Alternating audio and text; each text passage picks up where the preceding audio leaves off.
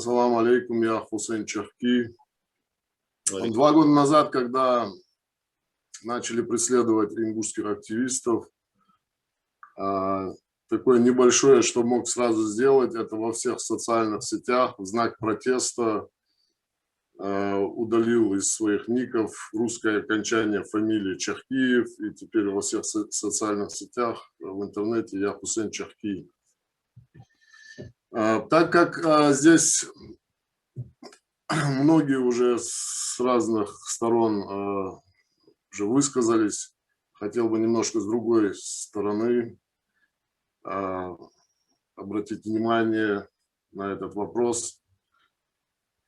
Мы живем сегодня в обществе устоявшейся религиозной морали. И верующие люди, и неверующие люди все пользуются.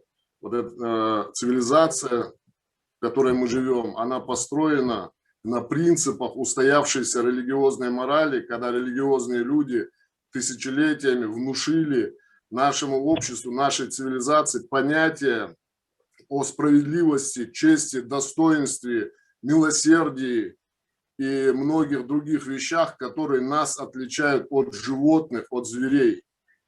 Потому что в животном мире, как утверждают этологи, изучающие животных, тоже очень похожая, так скажем, социальная модель и социальная система. Есть своя иерархия, которая более-менее схожая. Наверху всегда там альфа сущности, вокруг нее претенденты. И, как называют этологи, в отдалении это, так скажем, социальные подонки. То есть ничтожества, у которых их личностные качества не дают им никакой перспективы занять какие-то лидирующие роли в обществе. Но наша цивилизация и люди, которые руководствовались религиозной моралью, которые стояли в основе создания этой цивилизации, сильные люди, они, будучи людьми религиозными, будучи людьми, приверженцами человечности и всех вот этих человеческих качеств, они выстроили общество, дающее равные возможности и для социальных подонков в том числе.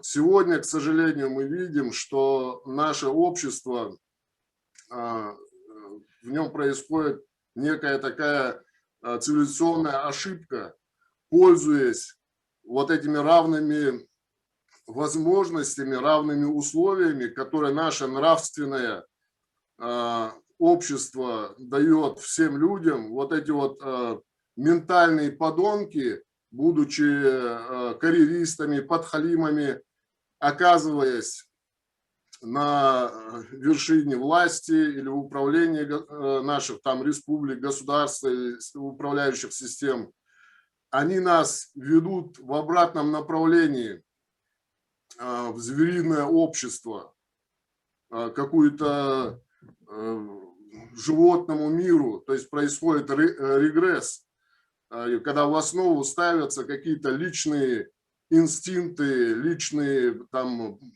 пожраться, нажраться, любой ценой залезть на какую-то верхушку и удержаться любой ценой на этой верхушке, творить беззаконие и так далее. Сегодня происходящие в Ингушетии процессы – это не просто борьба там за права ингушского народа, за права там Зарифа Саутиева, там Ахмеда Барахоева или других политических заключенных.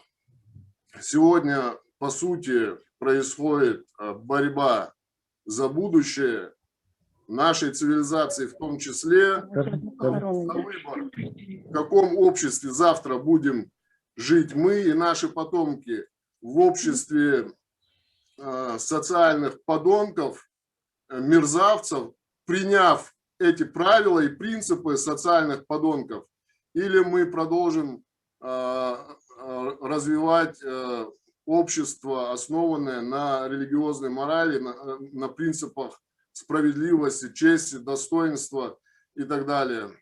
В свою очередь, людям, которые сегодня у власти, они, по всей видимости, этих вещей не понимают, и они должны понимать, если наше общество примет их правила подонков, то и эти люди, и их потомство, у них очень маленькие шансы добиваться успеха в будущем, потому что в зверином обществе, в обществе хищников, по принципу которых они пытаются жить, и принцип, который они нам пытаются внушить, и внушить, что нет больше среди нас ни благородства, ни достоинства, ни общих принятых понятий о справедливости, о законе, нету больше никакого общего консенсуса о правах и так далее, то у этих людей и у их потомков в том числе очень слабые перспективы на успех, потому что те, кто сегодня руководствуется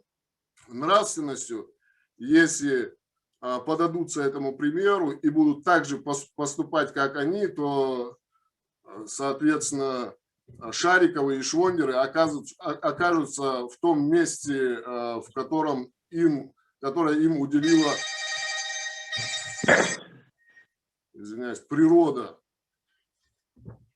И сегодня всех нравственных людей призываю поддержать ингушских правозащитников, ингушских активистов, ко всем людям, которые сегодня оказались у власти, которые могут влиять как-то на эти процессы, призываю к здравомыслию, пониманию ситуации, к пониманию, что эти процессы, они вот в такой комфортной для них форме, они могут длиться какое-то время и до определенного предела.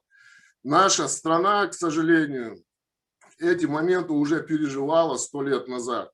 И 100 лет назад вот эта вот верхушка, которая обращалась с чванством некоторым со своим народом, считала свой народ быдлом, разговаривала там на французском и английском языке, отдыхала также в Куршавеле, там на Лазурном берегу.